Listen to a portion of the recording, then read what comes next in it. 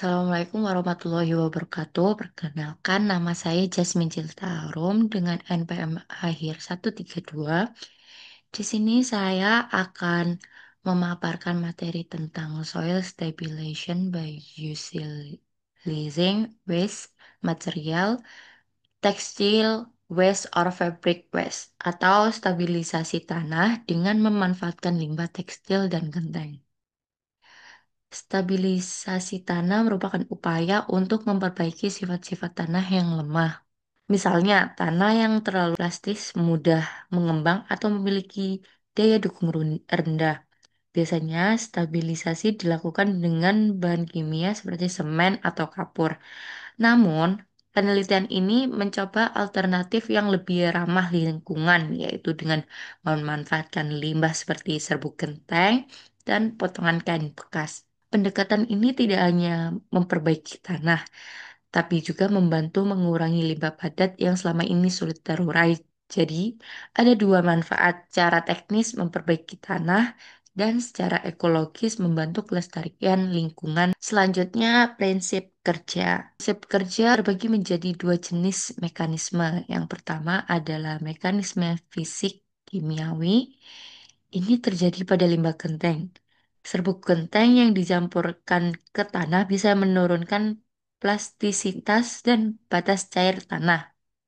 Selain itu, serbuk ini mengandung unsur silika dan alumina yang dapat bereaksi dengan kapur membentuk senyawa pengikat seperti kalsium silika hydrate atau KSH yang membuat tanah menjadi lebih padat dan kuat. Sedangkan yang kedua adalah mekanisme mekanis yang terjadi pada limbah kain, potongan serat kain dicampur ke dalam tanah dan berfungsi seperti tulang mikro. Serat ini menahan tegangan tarik dan geser di dalam tanah sehingga tanah menjadi lebih ulet, tidak mudah retak, dan lebih stabil ketika mengalami perubahan volume.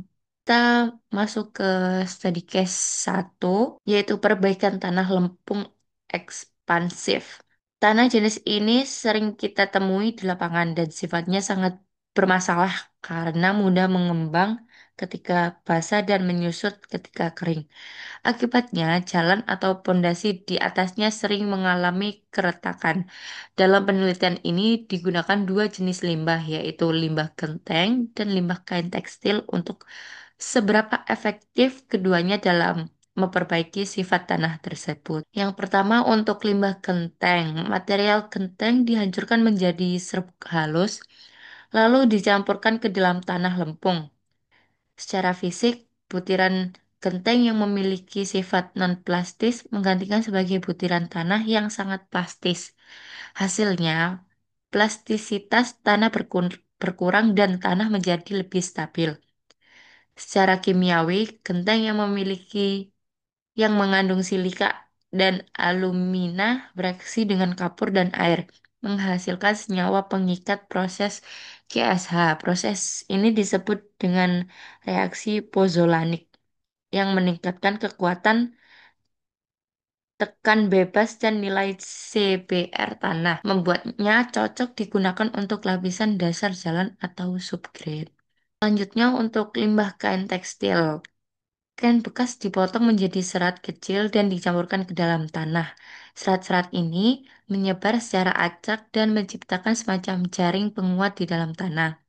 Ketika tanah memiliki beban, serat menahan pergerakan partikel tanah agar tidak mudah bergeser. Dengan cara ini, tanah menjadi lebih kuat secara mekanis, memiliki kohesi semu yang lebih besar dan mampu menahan deformasi. Selain itu, keberadaan serat juga membantu mengurangi retak dan kembang susut akibat perubahan. Dari hasil analisis kedua jenis limbah memiliki efek yang berbeda, tetapi sama-sama bermanfaat. Limbah genteng lebih dominan meningkatkan kekuatan dan kekakuan tanah dalam jangka panjang.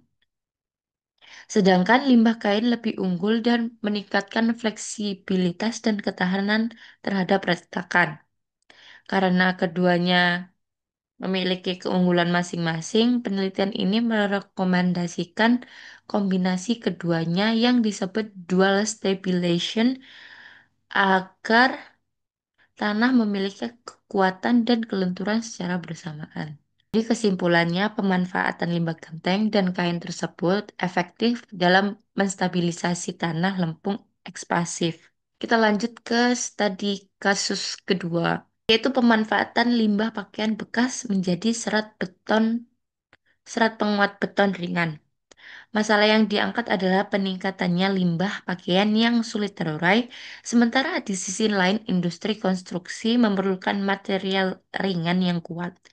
Beton ringan memang mengurangi beban struktur, tetapi getas atau mudah retak. Untuk itu, penelitian ini mencoba menambahkan serat pakaian bekas dalam variasi 0%, 0,3%, dan 0,7% dari total volume beton. Hasil pengujian menunjukkan bahwa penambahan serat meningkatkan kuat tekan beton tanpa serat. Kuat tekan sebesar 4,42 Newton per mm kuadrat dengan 0,3%. Serat meningkat menjadi 5,47 dan dengan 0,7 menjadi 6,13 Newton per mm kuadrat.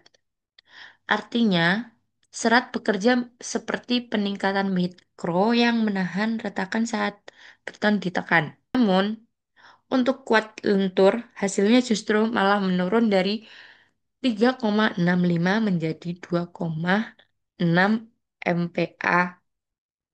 Ini disebabkan oleh adanya penggumpalan serat yang membuat campuran beton kurang homogen. Jadi kesimpulannya, dari studi kasus ini bisa disimpulkan bahwa limbah pakaian bekas dapat meningkatkan kekuatan tekan beton ringan, tetapi perlu dioptimalkan agar tidak menurunkan kekuatan lenturnya.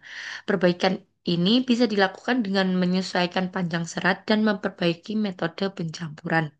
Jadi secara keseluruhannya, penelitian ini menunjukkan bahwa limbah tekstil dapat dimanfaatkan sebagai material konstruksi ramah lingkungan. Hal ini mendukung prinsip pembangunan berkelanjutan sekaligus mengurangi beban limbah tekstil yang menjadi masalah global saat ini. Demikian presentasi dari saya. Semoga materi ini dapat memberikan wawasan baru tentang bagaimana limbah yang sering dianggap tidak berguna ternyata dapat menjadi solusi dalam bidang teknik sipil. Terima kasih atas perhatiannya. Wassalamualaikum warahmatullahi wabarakatuh.